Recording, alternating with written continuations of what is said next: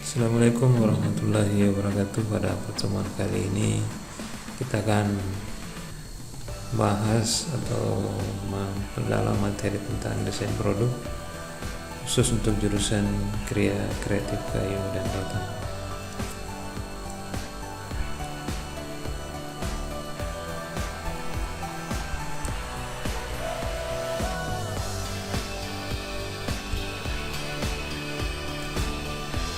Tujuan pembelajaran kita kali ini adalah memahami konsep desain produk, mempresentasikan konsep desain produk.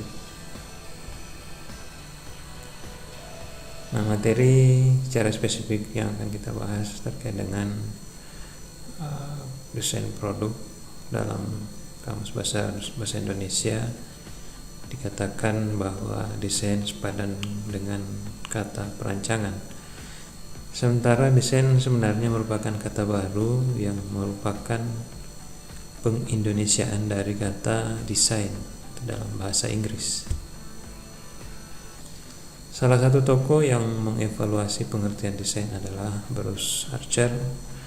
Menurutnya, desain adalah salah satu bentuk kebutuhan badani rohani manusia yang dijabarkan melalui berbagai bidang pengalaman, keahlian, dan pengetahuan yang mencerminkan perhatian pada apresiasi dan adaptasi terhadap sekelilingnya, terutama yang berhubungan dengan bentuk, komposisi, arti, nilai, dan berbagai tujuan benda buatan manusia.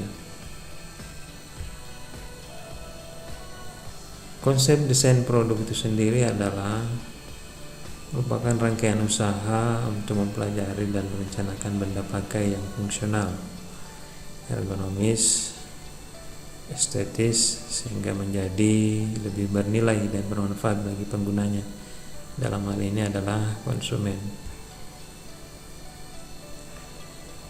Ruang lingkup keilmuan desain produk meliputi 8 bagian.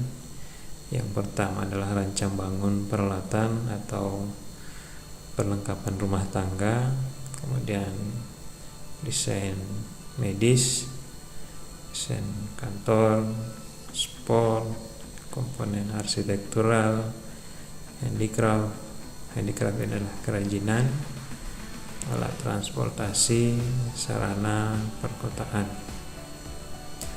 Semuanya ini merupakan ruang lingkup keilmuan desain produk. Para desainer produk juga dapat bekerja di luar lingkup sebuah produk. Di antaranya meliputi packaging. Packaging ini adalah desain kemasan, kemudian konsep pameran. Dalam hal ini merancang sebuah pameran, desain interior maupun eksterior, dan menyederhanakan software yang ini terkait dengan perangkat lunak.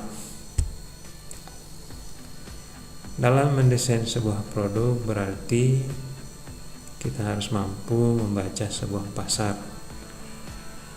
Kita harus mengetahui kemauan mereka seperti apa, kemampuan mereka, pola pikir mereka, serta banyak aspek yang lain yang akhirnya mesti diterjemahkan dan diaplikasikan dalam perancangan sebuah produk.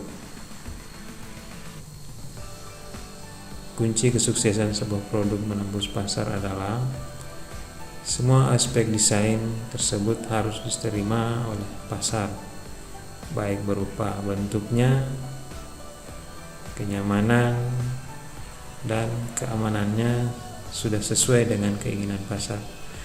Nah, jika ini tidak bisa kita penuhi sebagai seorang desainer, tentu akan menjadi kendala di dalam pemasaran produk kita.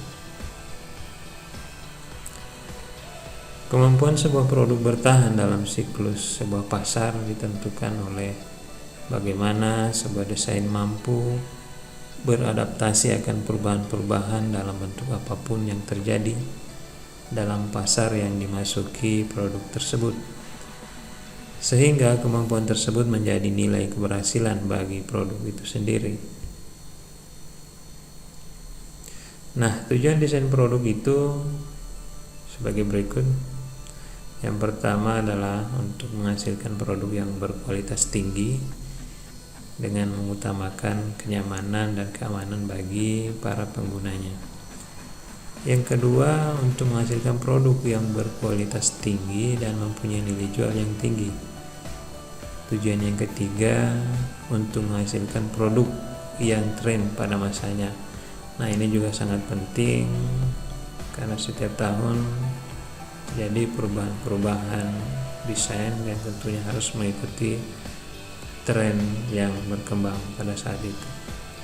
Tujuan yang keempat, untuk membuat produk seekonomis mungkin dalam penggunaan bahan baku, biayanya dengan tanpa mengurangi nilai jual serta kualitas produk tersebut.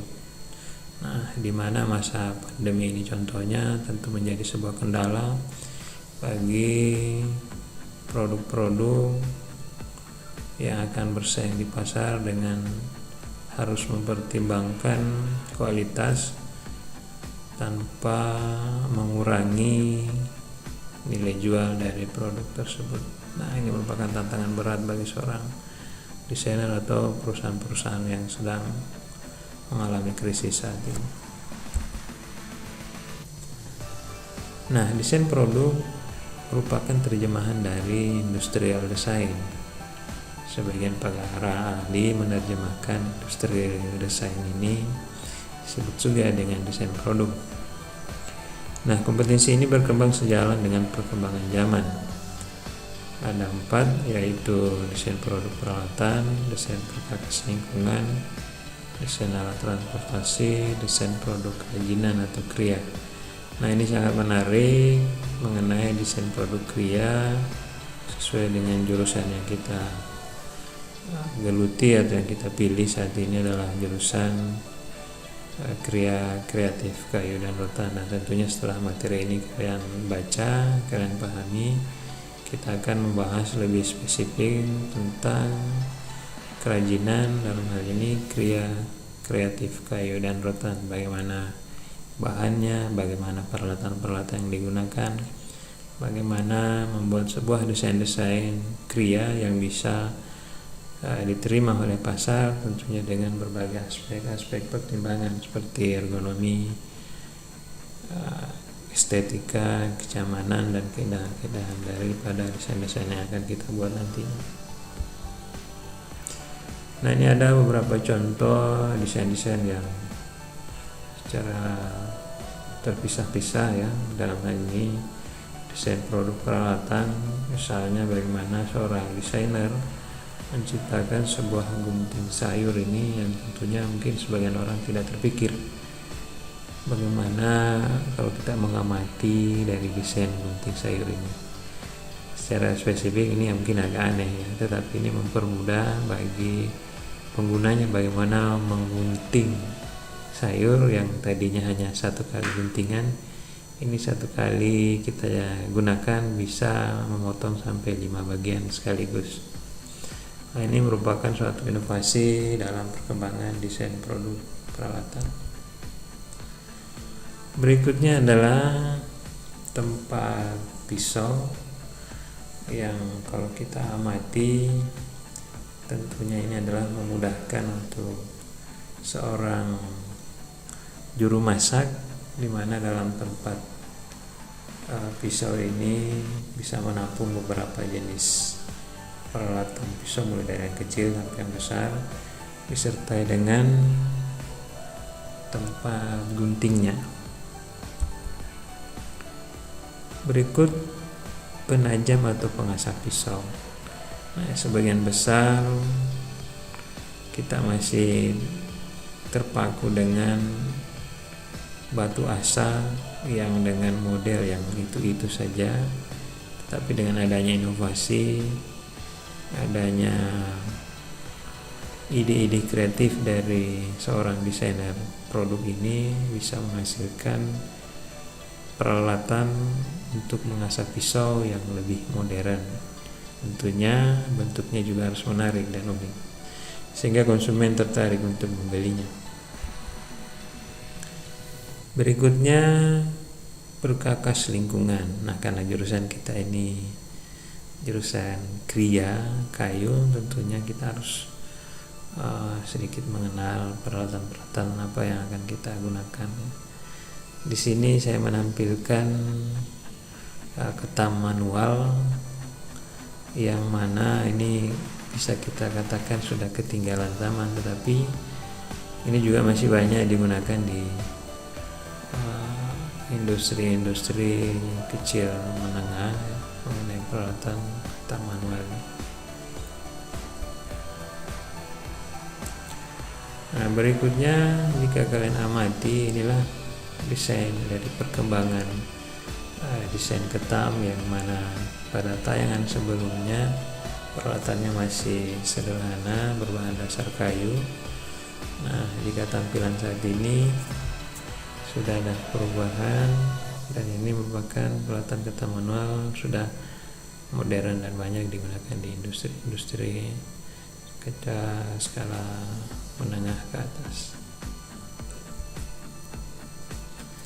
Nah, kita berpindah ke desain alat transportasi.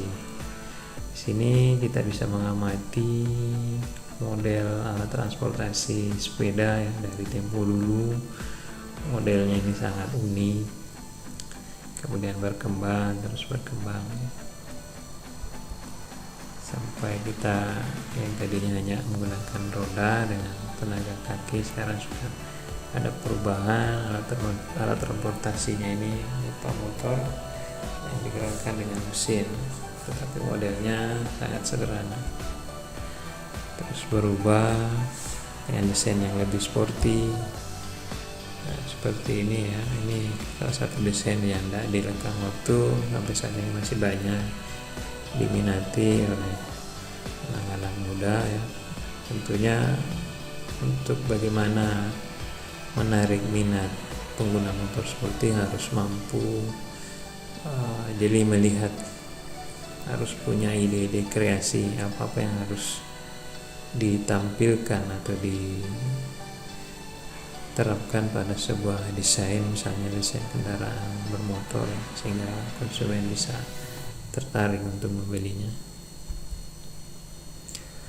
Nah, kita berpindah ke bagian yang keempat adalah desain produk kerajinan. Nah, ini menarik sesuai dengan jurusan kita, desain kriya, kreatif kayu dan rotan. Nah, ini sangat menarik dari tempat pensil yang bisa kalian amati. Mungkin ada pertanyaan kenapa bagian-bagian ini bolong-bolong.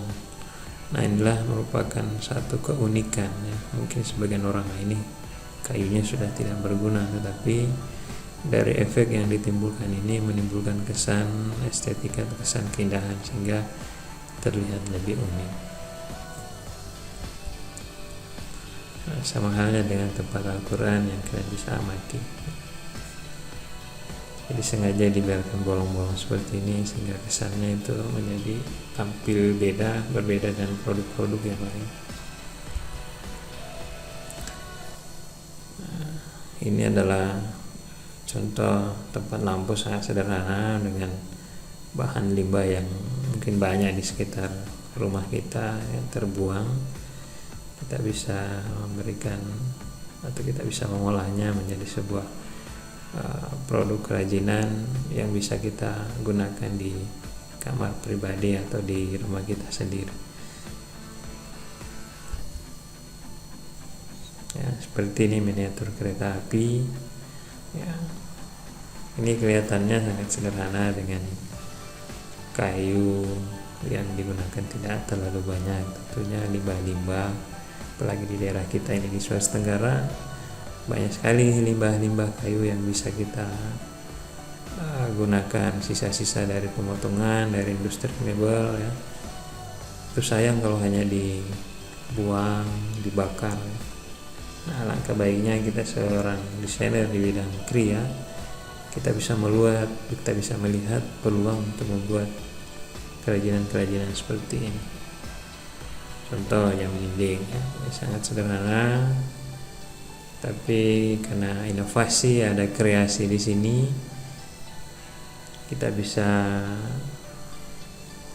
memanfaatkannya, kita bisa menjualnya, sehingga kita bisa mendapat penghasilan dari hasil-hasil produk yang kita buat. Contoh miniatur becak ya, miniatur motor. Ini tentu harga kalau kita buat sampai sedetail ini, orang akan berani membayar mahal ya. Tentunya dengan kualitas, dengan desain yang unik, pasti konsumen akan tertarik untuk membelinya. Sekian dan terima kasih. Itulah pembahasan kita untuk materi desain produk kali ini. Pesan saya, jangan pernah berhenti belajar karena hidup tak pernah berhenti mengajarkan. Assalamualaikum warahmatullahi wabarakatuh.